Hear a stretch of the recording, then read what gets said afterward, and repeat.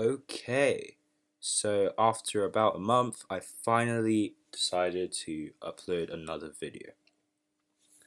So I'm going to be talking about Dark Deception, an amazing game I recently found. But before I start, I just want to say that there's going to be quite a big change coming to the channel this Sunday, so get ready for that. Anyway, if you haven't played Dark Deception yet, and you don't want to have it spoiled for you, then I suggest that you go and play it first. The first chapter is free on Steam, and the second chapter is already out. Of course, I've already bought the full game, but I will be leaving a link to the first chapter in the description. So I'm going to start off by talking about the first version of Dark Deception, which actually released in 2014, and I think gained quite a few awards. Vince Livings was the developer, and like he said on his second devlog on his channel, Glowstick Entertainment, it was going really well until his business partner actually decided to leave the company and caused the development of Dark Deception to be delayed until September 2018. And he's actually now being helped by Nixon and has changed the company name to Glowstick Entertainment, and it was actually Glowstick Games before.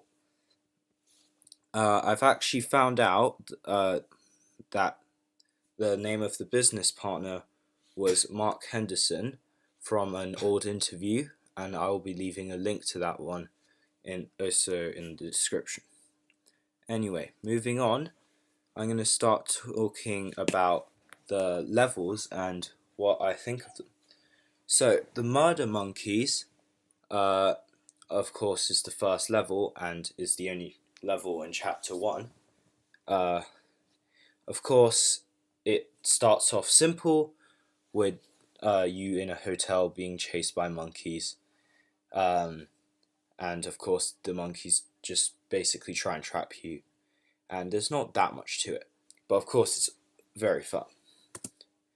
The second level, which gets introduced in Chapter 2, as well as the third level, introduces Agatha.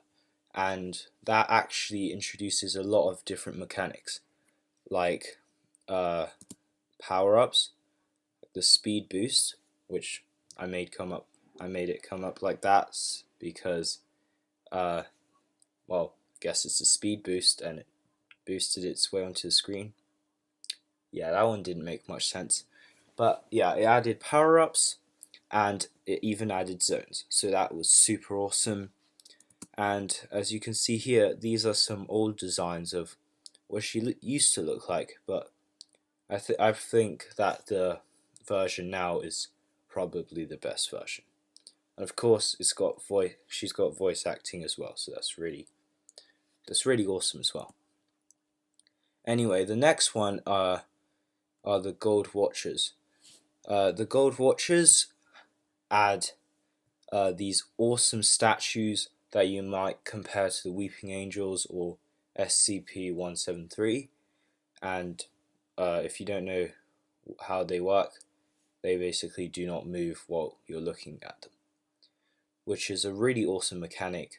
And they also add traps. So seems like with every level there's more and more awesome stuff added, and of course teleport also gets added in this. And it also seems that the majority of people prefer the Gold Watchers designs to the other monsters, which is pretty. I mean, I agree with that because I mean these things look awesome. So next up is Dread Ducky. That's going to be level 4 and it's going to be in chapter 3, which is coming out hopefully quite soon. In one of their posts, they showed some artwork for Dread Ducky, and it seems like it has a small duck coming out of its mouth. So maybe that means it will have a long-ranged attack, so maybe you have to turn more corners so that you don't get caught down long hallways with the ranged attack.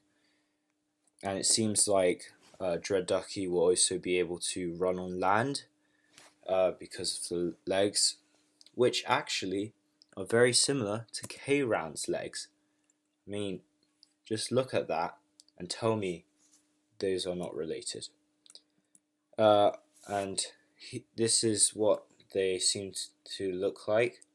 And here's the sewer level with some lighting. So I'm super excited for that. And apparently there will be a telekinesis power which will let you see things are not there. So when they say, but are these the duckies, it seems like there might be some decoys or some things like that. So you might have to find the real monster among the decoys. Next up are the gremlin clowns. The gremlin clowns seem to have come from Vince's fear of clowns. So that's quite interesting. So he's put his own fear into the game, and of course, I'm sure a lot of people are terrified of clowns. Since they're gremlin clowns, seems like there are going to be quite a lot of them, and they're probably going to be causing a lot of chaos, and apparently it's going to be in a carnival funhouse. So there might be a bunch of mirrors everywhere, like one of those mirror mazes, and maybe telekinesis will help you see properly and like past the mirrors. But that's just what I think.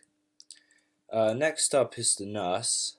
There isn't much known about nurse, but it's possibly going to be in an asylum or a hospital, and I think that it will probably be using medicine, or I don't know, something like that, to maybe make it harder for you to see or make you run slower. The possibilities are endless, really. But so this is what all that we seem to be able to see here is that it has some kind of possibly tin or a bag on its head with a cross on it.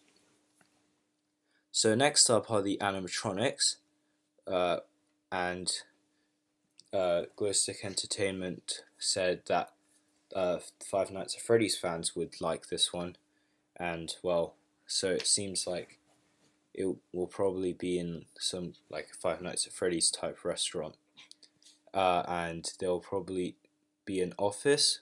I don't know if there'll be cameras or not, but if there are, then that would be absolutely awesome. And these things, they do not look friendly. It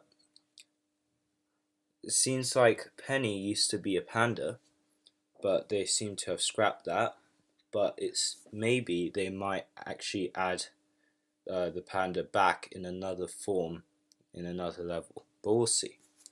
But I think that they could have named the panda Bam. You might be wondering why. Well, if Bam jump scared you, then Bam would go boo. Bamboo. Because it's a panda. Pandas eat bamboo. Probably going to get a few dislikes for that one, but it was worth it.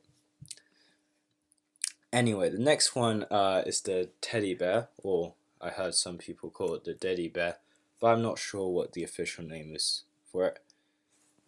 This seems to be what it looks like. It could possibly be in a factory, so maybe there are going to be some conveyor belts which are going to slow you down when you try and run on them. And finally, the mannequin, which seems to have come from his old business partner's fear for mannequins. So it's quite interesting that he's decided to keep that in the game. Of course, he could also be talking about Markiplier, but I think Mark, his whole business partner, is probably more likely. Now, Glowstick Entertainment on their community section have asked some people to give them some questions.